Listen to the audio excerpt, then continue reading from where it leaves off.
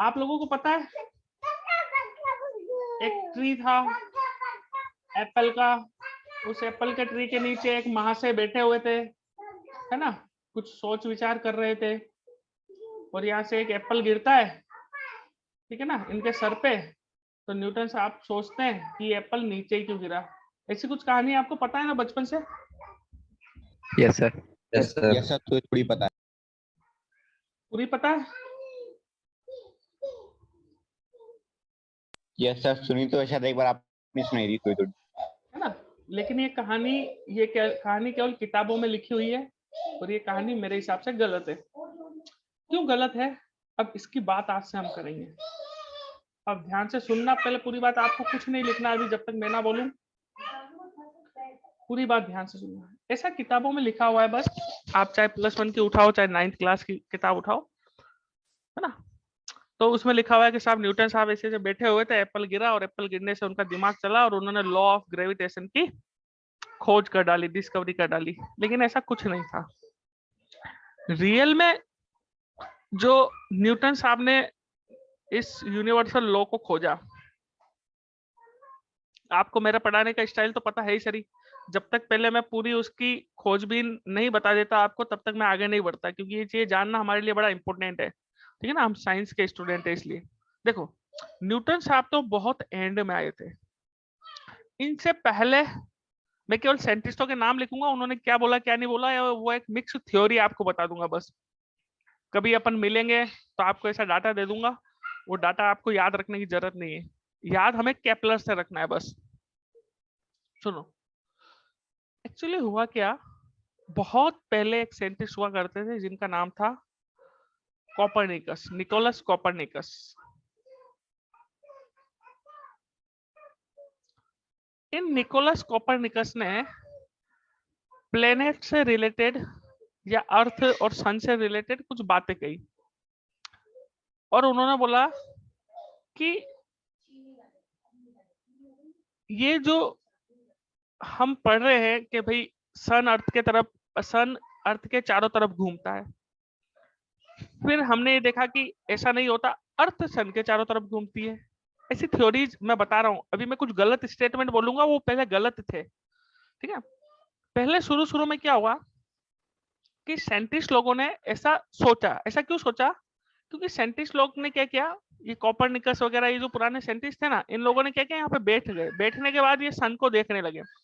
ये मान लो ये ईस्ट डायरेक्शन है, ये वेस्ट है। अभी इन्होंने इसको ऑब्जर्व किया, पूरे दिन यहाँ बैठे रहे, पूरे दिन बैठ के सुबह से शाम तक इन्होंने ऑब्जर्व किया कि सन जो है ना, ये जहां पे अपन बैठे वो तो अर्थ थी सरी, ये तो जानते ही थे ये लोग। इन्होंने देखा ईस्ट से सन निकल रहा है सुबह मॉर्निंग में, और इवनिंग में वेस्ट की तरफ जा रहा है। यानी ये बैठे रहे, इन्होंने देखा एक पोजीशन ये आती है जब सन एग्जैक्ट मेरे सर के ऊपर आ रहा है ना। ये चीज अभी हम ऑब्जर्व भी कर सकते हैं, ये चीज हम भी देख सकते हैं। सन मॉर्निंग में जिस साइड से निकलता है उसकी दूसरी साइड में अस्त होता है, ठीक है। तो इन्होंने ऐसा देखा कि यार अगले दिन जब मैं वापस देख रहा हूं, तो सन अगेन वापस इधर से ही निकल रहा है, ईस्ट से ही निकल रहा है, और वेस्ट में ही जा रहा है। मेरे को ये बात समझ में नहीं आई, जब मैं पूरे दिन यहाँ पे बैठा हूं तो मैंने इसको इधर से इधर जाते हुए तो देख लिया, लेकिन ये वापस वेस्ट से ईस्ट कहां से आया, किस रूट से आया, ये मुझे नहीं पता चला। ये पता नहीं चला तो इन्होंने अगले दिन वापस देखा। अगले दिन इन्होंने वापस क्या देखा कि अगेन सन जो है ईस्ट से ही निकल रहा है और वेस्ट में जा रहा है। नेक्स्ट डे भी ऐसे कंटिन्यूअसली हर डे उन्होंने देखा, तो हर डे ऐसा ही हो रहा है, एवरी डे।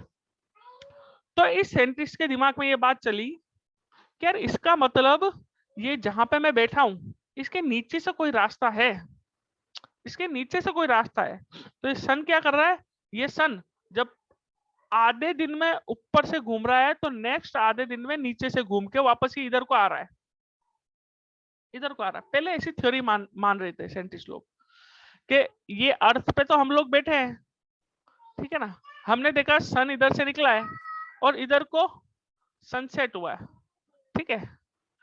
अब ये वापस इधर आता हो तो दिख नहीं रहा, नहीं दिख रहा, इसका मतलब क्या है, नहीं दिख रहा है, इसका मतलब ये है कि ये सन ऐसे नीचे से घूम के वापस इस पोजीशन पे आ रहा होगा और एग्जैक्ट टाइम इंटरवल सेम ले रहा होगा। यानी 6 बजे आज सूर्य उदय हुआ है तो अगले दिन भी 6, 6, 5 केवल ठीक है 2-4 मिनट का डिफरेंस रहेगा और यहाँ पे सन वापस आ गया, फिर वापस ऐसे चल रहा है। तो उन्होंने ये रास्ता चूज किया, किसने? साइंटिस्ट लोगों ने सोचा। यहीं से हमारे पास एक बात पता चली कि अर्थ गोल होती है। अर्थ क्या होती है? स्पेरिकल शेप में होती है। अर्थ जो आपकी होती है स्पेरिकल शेप में होती है। यहां से एक कॉन्सेप्ट निकल के आया, पहली बात। दूसरी बात ये है, ये बोला गया पहले कि ये जो सन है, ये सन इनके चारों ओर घूम रहा है। सन क्या कर रहा है? अर्थ के चारों ओर घूम रहा है। ये पहले पुरानी थ्योरीज थी, है ना, हमें याद रखने की जरूरत नहीं, लेकिन थोड़ा समझना है। ठीक है साहब। अब क्या हुआ?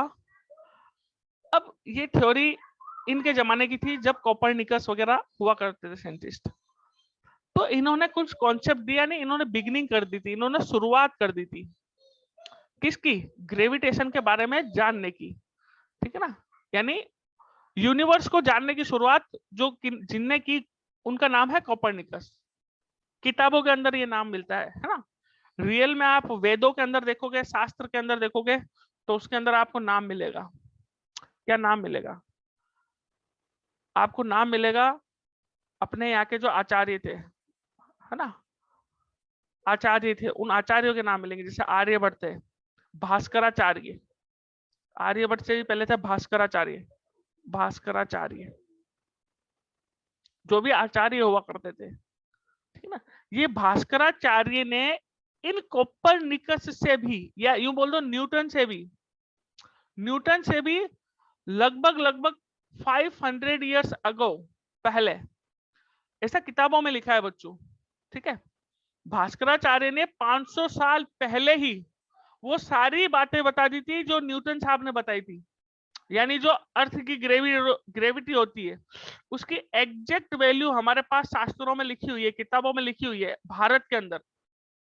ये प्रमाण हमें कहां से मिलता है? ये भास्कराचार्य की लिखी हुई एक किताब है जिसका नाम है सिद्धांत शिरोमणि। सिद्धांत शिरोमणि, है ना। ये आपको ये आप जो ये अपन टेक्निकल बुक्स पढ़ेंगे ना, इन टेक्निकल बुक्स में इन साइंटिस्ट लोगों के नाम नहीं मिलेंगे, लेकिन इंडियन कोई स्टैंडर्ड बुक पढ़ोगे, इंडियन स्टैंडर्ड बुक, उसमें ये नाम जरूर मिलेगा आपको, भास्कराचार्य के, आर्यभट्ट के।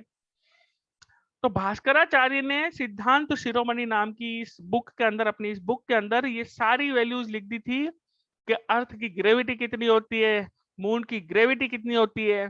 जो अर्थ होता है वो अर्थ सन के चारों तरफ रिवॉल्व करता है, और रिवॉल्व जब कर रहा है उस समय वो अपनी एक कांस्टेंट स्पीड से घूम रहा होता है।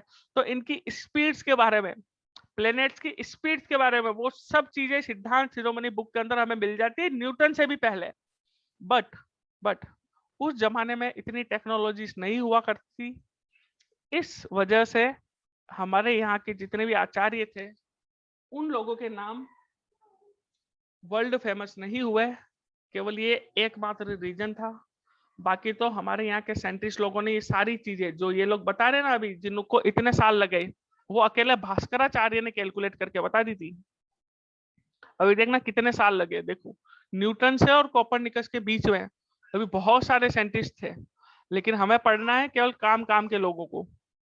काम के लोग कौन कौन है, ध्यान से सुनो। जब कोपरनिकस ने इसकी शुरुआत कर दी थी तो इनके कुछ अनसुले डाउट्स थे, वो डाउट्स ये सॉल्व नहीं कर पाए थे, तब तक इनकी डेथ हो गई। फिर धीरे धीरे क्या हुआ, धीरे धीरे कुछ साइंटिस्ट आए, है ना। उन साइंटिस्टों में यहाँ पे एक साइंटिस्ट है गैलीलियो। गैलीलियो का नाम आप अच्छे से जानते हो। इन्होंने टेलीस्कोप की खोज कर दी थी। टेलीस्कोप जानते हो ना आप, दूर की वस्तुओं को पास में नजदीक देखने के लिए जिस यंत्र का यूज करते हैं, उस डिवाइस का नाम है टेलीस्कोप, है ना। हिल्स पे जाते हो आप, तो वहां पे पहाड़ों के ऊपर एक ऐसा दूरबीन जैसा, लंबा सा दूरबीन जैसा चीज लगी रहती है। उस दूरबीन से आप दूर की चीजों को नजदीक देखते हो, है ना। तो स्टार्स वगैरह, गैलेक्सीज वगैरह, इनको स्टडी जो करते हैं ना ये लोग, वो लोग इस यंत्र का यूज करते हैं, इस डिवाइस का यूज करते हैं, टेलीस्कोप का। गैलीलियो भी एक बहुत अच्छे एस्ट्रोनॉट थे, ठीक है ना। इन्हीं के टाइम पीरियड में एक साइंटिस्ट चल रहे थे, उस साइंटिस्ट का नाम था टाइको ब्राहे। टाइको ब्राहे, है ना। अब ये चीनी साइंटिस्ट था या कोई दूसरा था, इससे हमें कोई लेना देना नहीं है कि सर नाम ऐसा है नेपाली टाइप टाइको, तो आप ये याद होगा टाइको ब्राहे। ये टाइको ब्राहे बहुत अच्छे साइंटिस्ट थे। ये क्या कर रहे थे, अपनी लाइफ में जितनी भी इन्होंने रिसर्च करी उसका डाटा कैलकुलेट किया, और रिसर्च करते करते ही इनकी डेथ हो गई, ये मर गए, ठीक है ना। जब इनकी डेथ हो गई तो इनके एक असिस्टेंट हुआ करते थे, ऐसा बोला जाता है ना। ये अभी किसी को पता नहीं असिस्टेंट थे या इन्होंने डाटा चोरी किया है, we don't know about it, but ये अभी मान लो कि इनके असिस्टेंट थे, इनके अंडर में काम करते थे, जिसका नाम था केपलर। वैसे दो बंदे थे ये, जॉन्स एंड केपलर, ठीक है ना, पर नाम केपलर का ज्यादा आता है, केपलर। इन केपलर साहब ने क्या किया, ये जो टाइको ब्राहे की रिसर्च थी, तो इनके मरने के बाद इस रिसर्च पे काम करना शुरू किया और कुछ रिजल्ट्स निकाले, कुछ रिजल्ट्स इन्होंने निकाले, ठीक है ना। ये रिजल्ट इतने इंपॉर्टेंट थे कि इन रिजल्ट्स को पढ़ने के बाद बहुत सारे अनसुलझे हुए तथ्य सॉल्व होने लगे। वो सॉल्व कैसे होने लगे, इन केपलर ने अपने 3 नियम दिए। पहला नियम, दूसरा नियम और तीसरा नियम। कुछ कुछ हल्का हल्का आपको याद भी होंगे ये नियम, बाकी मैं इन नियम्स की चर्चा अभी नहीं करूंगा, ये बाद में कर लूंगा यार, है ना, क्योंकि टाइम कंज्यूमिंग होता है फालतू, ये टाइम खराब करता है केपलर के लॉ। सिंपल है 3 नियम, मैं बात करूंगा अभी सेकंड लॉ की, इसको ध्यान से सुनो। इन केपलर साहब ने क्या किया अपनी लाइफ के अंदर, ये बहुत अच्छे मैथमेटिशियन था केपलर। इसने क्या की, कुछ कैलकुलेशंस की। कौन सी कैलकुलेशंस, वो बातें जो केपलर साहब ने बोली, कोपरनिकस ने जो बोली थी, उस कोपरनिकस की कही हुई बातों के अकॉर्डिंग उन्होंने कुछ कैलकुलेशंस की, और इन्होंने ये बोला केपलर ने कि अगर मेरी गणना है, अगर मेरी कैलकुलेशंस इस केपलर की थ्योरी से, इसने केवल थ्योरी दी थी, इन्होंने बोली कि अगर कोपरनिकस की थ्योरी से अगर मेरी कैलकुलेशन मैच कर गई तो हम मान लेंगे कोपरनिकस ने जो भी बातें बोली है वो सही बोली। लेकिन हुआ क्या, उल्टा हुआ। केपलर ने जब कैलकुलेशंस की तो इस केपलर की कैलकुलेशन इनकी थ्योरी से मैच नहीं खाई। ध्यान से सुनते हो जाना बच्चों। अब जब मैच नहीं खाई तो केपलर ने बोला यार हो सकता है या तो मेरी कैलकुलेशन गलत है या फिर हो सकता है कि इनकी थ्योरी गलत है। लेकिन एक केपलर जो था बड़ा कॉन्फिडेंट वाला बंदा था, इसका कॉन्फिडेंस लेवल बहुत अच्छा था। इसने बोला हो ना हो यार मेरी कैलकुलेशंस तो एकदम करेक्ट है, क्योंकि इसने हेल्प भी तो ली है टाइको ब्राहे की रिसर्च की। तो टाइको ब्राहे तो बहुत बड़े साइंटिस्ट थे, ठीक है ना। इनकी थ्योरी और टाइको ब्राहे की थ्योरी और केपलर की कैलकुलेशन के अकॉर्डिंग केपलर ने अपना जो रिकॉर्ड निकाला, जो रिजल्ट निकाला, वो रिजल्ट कोपरनिकस की थ्योरी से बिल्कुल मैच नहीं खाया। और जब मैच नहीं खाया तो केपलर ने क्या किया, इसकी कोपरनिकस की जो थ्योरीज दी थी इन्होंने, किससे रिलेटेड, सन और अर्थ के रिवॉल्यूशन से, जो रिवॉल्व करते हैं सन या अर्थ का रिवॉल्यूशन जो होता है, उससे रिलेटेड कुछ थ्योरी दी। और कुछ थ्योरी ऐसी दी थी जिसमें कोपरनिकस ने ऐसा बोला था कि सन जो है वो एक स्फेरिकल फॉर्म में होता है, ठीक है ना। लेकिन ये चीजें केपलर ने सही की। उन्होंने बोला कि भाई ये जो अर्थ है, ये अर्थ या अर्थ जो है ये एकदम गोल नहीं, ठीक है, एकदम गोल नहीं होती, है ना। दूसरा, ये जो रिवॉल्यूशन हो रहा है किसका, सन का अर्थ के चारों तरफ। सुनना, अभी मैं गलत स्टेटमेंट बोल रहा हूं, मुझे ही पता है। क्या बोला केपलर ने, केपलर ने बोला जो कोपरनिकस साहब ने और इन लोगों ने जो थ्योरी दी है पहले के साइंटिस्ट लोगों ने, पुराने, क्या थ्योरी थी कि सन जो अर्थ के चारों तरफ ऐसे गोल गोल घूम रही है, वो थ्योरी थोड़ी सी गलत है। ऐसा भी तो हो सकता है, ऐसा भी तो हो सकता है कि सन तो अपनी जगह पे है और एक्चुअली घूम अर्थ रही हो। ये दिमाग सबसे पहले लगाया इन्होंने, किसने, इन्होंने, केपलर ने। और ये जब ये थोड़ा सा जब चेंजेस किया इस थ्योरी में कि साहब सन नहीं घूम रहा, अर्थ घूम रहा है सन के चारों तरफ, सन को हम एज ए सेंटर पॉइंट मान के काम करेंगे, तो इनके बहुत सारे डाउट्स क्लियर होने लगे और इनकी कैलकुलेशन सटीक बैठने लगी। किसकी? केपलर की। तो पहली बात इन्होंने ये बोली, क्या बोली इन्होंने पहली बात, और यही इसका फर्स्ट लॉ भी बना। अभी मैं ज्यादा लॉ के बारे में नहीं जाऊंगा डीप में, बस आपको ऐसे समझा रहा हूं। इन्होंने ऐसे बोला कि पहली बात कि सन तो होता है एक किसी पर्टिकुलर पॉइंट पे फोकस्ड, और उसके चारों तरफ अर्थ घूमती है, ना कि अर्थ की चारों तरफ सन घूमता है। तो इन्होंने क्या बोला, इन्होंने ऐसा बोला कि पहली बात तो ये सेट करो माइंड में, ये जो लॉज इन लोगों ने दिए थे पहले के साइंटिस्ट लोगों ने, उनके लॉज में थोड़ा चेंजेस किया। चेंजेस करके फर्स्ट लॉ ये दिया कि सन जो होता है वो सन एक किसी पर्टिकुलर पॉइंट पर फोकस्ड रहता है। क्या बोला मैंने? फोकस्ड रहता है। ये पॉइंट आपको याद रखना है। मैंने ये वर्ड नहीं बोला कि सन एग्जैक्ट सेंटर में रहता है, नहीं। क्यों बोला मैंने फोकस्ड? इसका रीजन था एक प्लेनेट, ठीक है, मार्स, ठीक है ना। इन्होंने इस प्लेनेट को देखा क्योंकि उस समय तक गैलीलियो ने टेलीस्कोप बना दिया था, पहले ही टेलीस्कोप इनके पास में था। तो उन्होंने उसकी जो चाल थी, किसकी? इस मार्स की जो चाल थी, ठीक है, मार्स या मरकरी, इनमें से कोई एक प्लेनेट था, ठीक है। मेरे को अभी एग्जैक्ट माइंड में क्लिक नहीं हो रहा, मेरे हिसाब से मार्स ही था। उसको जब उन्होंने देखा तो उन्होंने ये ऑब्जर्व किया कि अगर ये सन है यहाँ पे, तो कभी तो क्या हो रहा है, कभी तो ये जो मरकरी है या सॉरी मार्स है, ये मार्स वाला प्लेनेट कभी तो यहाँ पे दूर पास में आता है और कभी ये दूर जा रहा है। यानी इसका रोटेशन कभी ऐसे हो रहा है और कभी ऐसे हो रहा है, ठीक है। तो एक बात इनको क्लियर हुई कि कभी ये दूर जा रहा है, कभी ये पास में आ रहा है। इसका मतलब ये है कि सन एकदम सेंटर में नहीं है। क्यों बच्चों? अगर सन एकदम सेंटर में होता तो बाकी सारे प्लेनेट्स के लिए तो ठीक है, लेकिन इस एक प्लेनेट को लेकर ये बड़े कंफ्यूज थे। वो कंफ्यूजन क्या था? कभी तो ये अगर सेंटर में होता सन, तो ये मार्स भी अपनी ऑर्बिट में एकदम बराबर रेडियस में घूम रहा होता। लेकिन इन्होंने क्या देखा, इसकी पोजीशन कभी दूर हो जाती है और कभी पास में आ जाती है, नजदीक में। ऐसा क्यों हो रहा है? ऐसा इसलिए हो रहा था कि फिर केपलर ने ऐसा बोला कि एक्चुअली ना सन जो है एग्जैक्ट सेंटर में नहीं होता। सन को आप ऐसे बोल सकते हो कि सन अपने एक पर्टिकुलर पॉइंट पे फोकस्ड रहता है, अपने पर्टिकुलर पॉइंट पे फोकस माना गया है सन को, सेंटर में नहीं माना। तो देखो मैंने इसको सेंटर में नहीं बनाया, मैंने इसको सेंटर में नहीं बनाया, एक पर्टिकुलर पॉइंट पे फोकस्ड बनाया। सेंटर में बनाता तो गड़बड़ हो जाती ना। इसको यहाँ बनाने का रीजन क्या था ये भी आपको समझ में आएगा।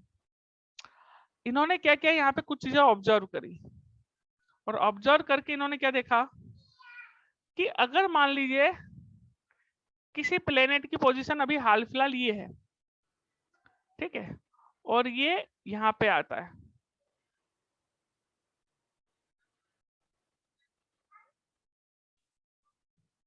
इस तरीके से। इस प्लेनेट को मैं अर्थ से ही समझा देता हूँ।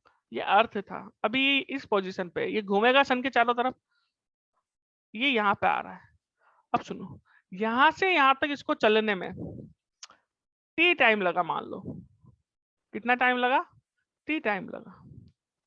तो केपलर ने क्या नोटिस किया, केपलर ने ये नोटिस किया कि इसी सेम टाइम इंटरवल में अगर कोई दूसरी जगह की पोजीशन देखी जाए, जैसे मैं मान लो यहाँ पे ये अर्थ घूमती घूमती यहाँ पे आ गई, अर्थ घूमती घूमती यहाँ पे आ गई। अब ये पोजीशन देखी यहाँ पे, अब पोजीशन देखिए अर्थ की यहाँ पे। तो यहाँ से मालूम है एक बहुत इंपॉर्टेंट रिजल्ट निकल के आया। वो इंपॉर्टेंट रिजल्ट क्या था कि जब ये अर्थ इस पोजीशन से इस पोजीशन तक जा रही है, तो ये जो एरिया कवर किया, ये जो कवर्ड एरिया है ना, किस टाइम में? टी टाइम में। ये कवर्ड एरिया, इसको मैं नाम दे देता हूं 1, एरिया नंबर 1, और ये एरिया नंबर 2, ठीक है। सेम टाइम इंटरवल में अगर मैं अर्थ की पोजीशन कहीं पे भी देखूं, सेम टाइम इंटरवल सेम होना चाहिए। तो एक यहां से कॉन्सेप्ट निकल के आता है, ये कॉन्सेप्ट ये निकल के आता है कि अगर सेम टाइम इंटरवल के अंदर हम अर्थ की पोजीशन देख रहे हैं, तो ये जो कवर्ड एरिया है, कवर्ड एरिया, ये covered area same time interval के लिए कवर्ड एरिया सेम होता है। यहां तक बात समझ में आई या नहीं आई बच्चों? मैं यहाँ पे रोकूंगा, फिर इसके आगे एक इंपॉर्टेंट बात बताने जा रहा हूँ। पहले यहाँ तक की चीजें समझो। क्या बोला? मेरे को मतलब है केवल टाइको ब्राहे की रिसर्च, जिसको फॉरवर्ड किया था केपलर ने, और उसने सही कैलकुलेशन दी। वो सही कैलकुलेशन से उसने 3 नियम दिए। इन तीनों नियम को डीप में मैं बाद में पढ़ाऊंगा।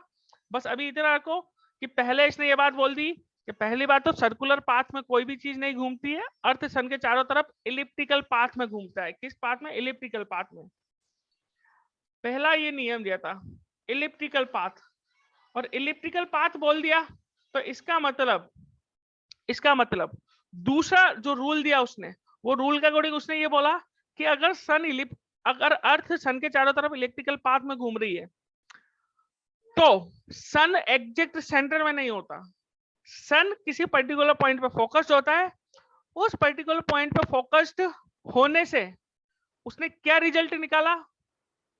उसने ये रिजल्ट निकाला कि सेम टाइम इंटरवल के अंदर अर्थ की जो ट्रेवल्ड डिस्टेंस है, उस डिस्टेंस के हिसाब से जो कवर्ड एरिया है, वो covered area same time interval के लिए सेम होता है। ये बात यहां तक समझ में आई या नहीं है? ये क्यों होता है सेम, इसका कारण क्या था, ये सब बातें अभी करूंगा मैं। अभी इतनी बात समझ में आई या नहीं आई? Yes sir. Very good. ये यहां तक आप लोग नोट कर लो, फिर मेरे को ये रफ करना पड़ेगा। यहां से आपको केपलर के नियम नहीं पढ़ा रहा हूं मैं लॉ ऑफ ग्रेविटेशन पे ही आऊंगा। लेकिन उससे पहले इतनी कहानी आपको समझनी जरूरी है, तब आपको ये बात पता चलेगी केवल एप्पल गिरने से न्यूटन ने लॉ ऑफ ग्रेविटेशन नहीं बनाया था। वो अभी आपको आगे पता चलेगी बात। इतना नोट कर लीजिए, जैसा मैंने लिखा है वैसा ही आपको ये एरो डायग्राम बनाना है, जैसा मैंने लिखा वैसे ही। ये नोट कर ले तो मेरे को इशारा कर दीजिएगा, मैं आगे बढ़ जाऊंगा।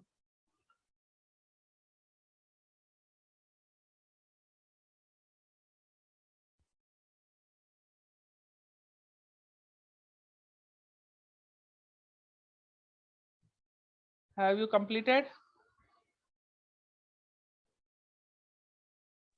No sir.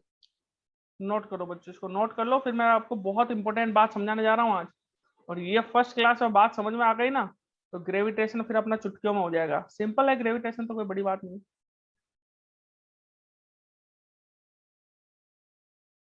उर्मित समझ में आ रही है बच्चा class? Yes sir. Very good बेटा।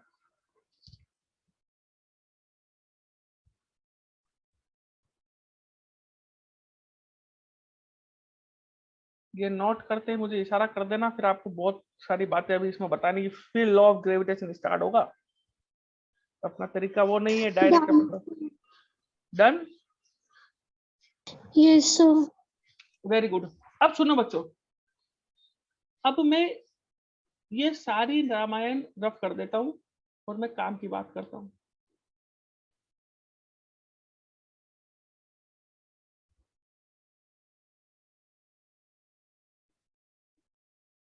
इस केपलर का नाम हम रहने देते हैं, बाकी सबको रफ करता हूं।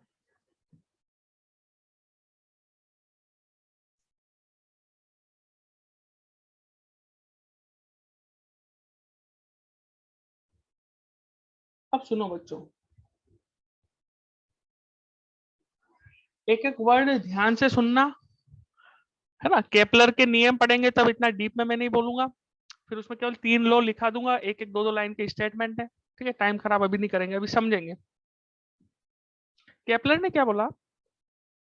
केपलर ने पहली बात तो ये बात बोली कि सन को आप एक पर्टिकुलर पॉइंट पर फोकस रखो, और क्या करो, और ये करो कि जितने भी चीजें घूम रही है पूरे जो सोलर सिस्टम के अंदर, जितनी भी चीजें रिवॉल्व कर रही है सन के चारों तरफ, ये सब केपलर ने बोला कि सन के चारों तरफ रिवॉल्व करती हुई मानो, तब सारी चीजें हमें समझ में आ जाएगी। कैसे समझ में आएगी? तो इसने सबसे पहले केपलर ने ये बात बोली, और ये इसका फर्स्ट लॉ भी बोलता है, कहलाता है। क्या बोला? सन को एक पॉइंट पर फोकस रखो और सारी सोलर सिस्टम को सन के चारों तरफ घुमाओ। ठीक है, घुमाने से क्या हुआ? एक चीज पता चली कि ये जितनी भी चीजें घूम रही है, ये इलिप्टिकल पाथ में घूम रही है, इलिप्टिकल पाथ में घूम रही है, पहली बात तो ठीक है। अब दूसरी बात ये पता चली कि सेम टाइम इंटरवल में जो कवर्ड एरिया है वो भी सेम होता है। वाह यार, ये बात भी समझ में आई। अब इसी पॉइंट को ध्यान से सुनना, इसी पॉइंट को न्यूटन साहब ने पकड़ लिया। न्यूटन साहब ने इसी पॉइंट को पकड़ा। क्या पकड़ा कि यार अर्थ की पोजीशन पहले ये थी और अर्थ मान लो यहाँ पे आ रहा है, और इस समय अर्थ की सन से डिस्टेंस ज्यादा है, ठीक है। अर्थ और सन के बीच में डिस्टेंस ज्यादा है। इस समय अर्थ ने और सन ने मिलकर के ये एरिया कवर किया टी टाइम इंटरवल में। और सेम अगर पोजीशन देखी तो यहाँ पे ये देखा कि ये एरिया ऐसे बढ़ गया। अगर सेम टाइम इंटरवल की बात करूं तो सेम टाइम इंटरवल के अंदर केपलर ने क्या चीज नोटिस करी थी कि अर्थ यहाँ पे है, अब ये घूम करके यहाँ पे आ गया। अगर आप ध्यान से देखो, जो मैं चीज समझाने चाह रहा हूं वो ये चीज समझाना चाह रहा हूं कि अगर मैं सन को यहाँ पे फोकस्ड मानता हूं, अगर मेरा अर्थ यहाँ पे है, ठीक है, और अर्थ यहाँ पे अगर आया तो आप देखोगे इसने ये डिस्टेंस कम चली है, ये वाली डिस्टेंस कम चली है और ये एरिया कवर किया है। लेकिन अगर मैं जब सन के पास में लेके आ जाऊं अर्थ को, तो अगर सेम टाइम इंटरवल की बात करूंगा, सेम टाइम इंटरवल के अंदर, तो ये चलता है बड़ा एरिया, मतलब बड़ा एरिया इन द सेंस दिखने में बड़ा है, लेकिन ये भी टी टाइम के अंदर ही कवर्ड है। तो यहाँ से एक चीज समझ में आती है, वो ये है कि ये जो अर्थ है ना, ये अर्थ ने यहाँ पे डिस्टेंस ज्यादा कवर की है। अगर डिस्टेंस ज्यादा कवर कर लेगा, कब अर्थ ने अपनी स्पीड बढ़ा दी होगी यहाँ पे, ऐसा समझो, ऐसा समझो अर्थ ने यहाँ पे स्पीड बढ़ा दी, स्पीड बढ़ाने से डिस्टेंस बढ़ गई, इसलिए सेम टाइम इंटरवल के अंदर ये कवर्ड एरिया जो है इसका और इसका सेम आ रहा है।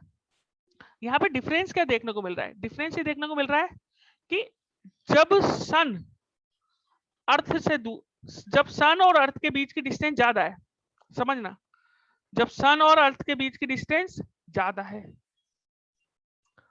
तब एरिया ये छोटा सा दिख रहा है अपन को, और ये जो चलने वाली डिस्टेंस है ये कम है, ये कम है, मैं यहाँ पे ऐसे लिख देता हूँ कम। और जब अर्थ और सन के बीच की डिस्टेंस कम हो गई, अर्थ और सन के बीच की डिस्टेंस कम हो गई, तो क्या ऑब्जर्वेशन देखा? ऑब्जर्वेशन देखा कि अर्थ की स्पीड बढ़ गई, यानी ये डिस्टेंस ज्यादा हो गई, यानी ज्यादा डिस्टेंस कवर कर ली, जिसकी वजह से ये एरिया बराबर आ रहा है। इतनी बात समझ में आई या नहीं आई? वापस रिपीट कर रहा हूँ, सुनना ध्यान से। आगे आ गई? Very good. क्या बोला अपन ने?